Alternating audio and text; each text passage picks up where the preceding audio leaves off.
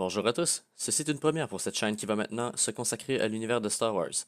On va surtout s'intéresser à l'univers étendu de celle-ci. Pour commencer cette nouvelle chaîne YouTube, je tenais à faire pas qu'une, mais une série de vidéos sur le début de la galaxie et sur l'histoire de l'Ordre Jedi. Donc, le premier sujet que j'aborderai sur cette chaîne sera l'histoire de l'Ordre Jedi. Et là, petite parenthèse, cette vidéo ne sera pas sur les Jedi tels qu'on les connaît dans les films, mais une sur leurs prédécesseurs, qui ont un nom très similaire à la prononciation. Comme je suis mauvais pour faire la distinction des deux termes à l'oral, je vais simplement me contenter de mettre des annotations à la place. Donc, à présent, commençons cette vidéo.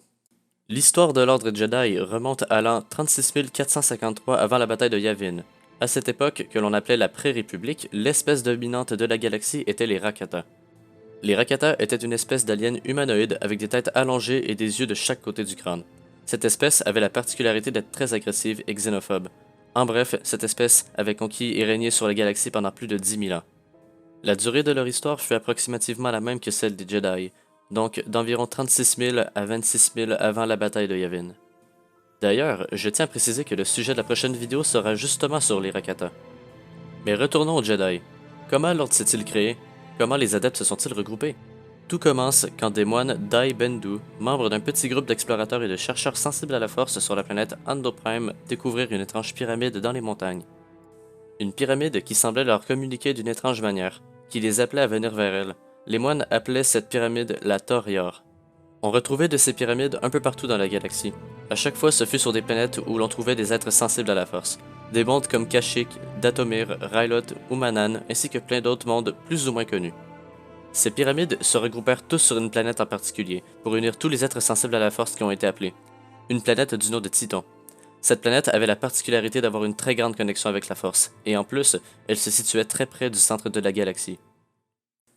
Une fois tous les passagers à l'arrivée à la surface de Titon, tous les peuples des différentes espèces n'eurent aucun mal à se regrouper et à former une société.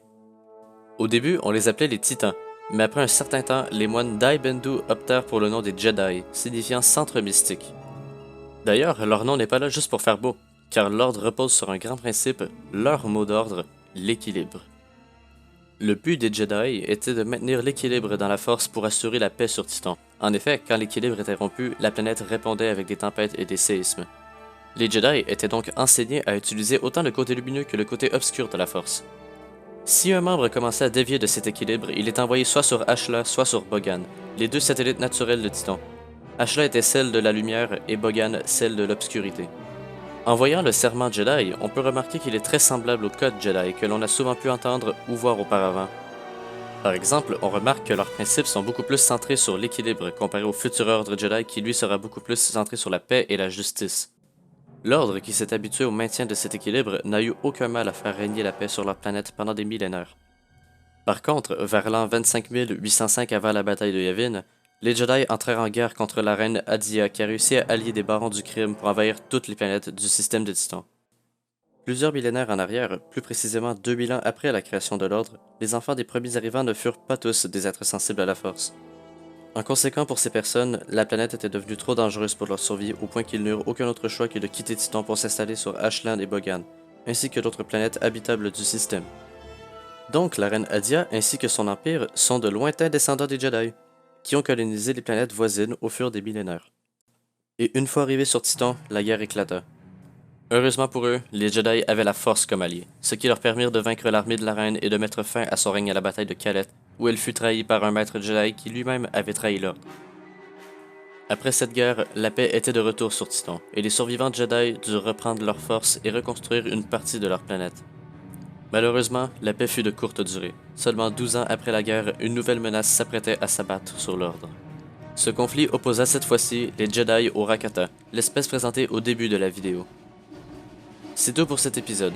La suite sera la semaine prochaine dans la vidéo sur l'histoire des Rakata et leur lien avec l'ordre Jedi. D'ailleurs, malgré qu'il en reste beaucoup à dire sur les Jedi, je préférais faire une vidéo introductive sur eux, mais aussi d'étaler le sujet sur les prochaines vidéos. Donc, comme précédemment dit, on se retrouve la semaine prochaine. Si la vidéo vous a plu, je vous invite à mettre un j'aime et à vous abonner pour la suite de cette histoire, ainsi que les autres à venir.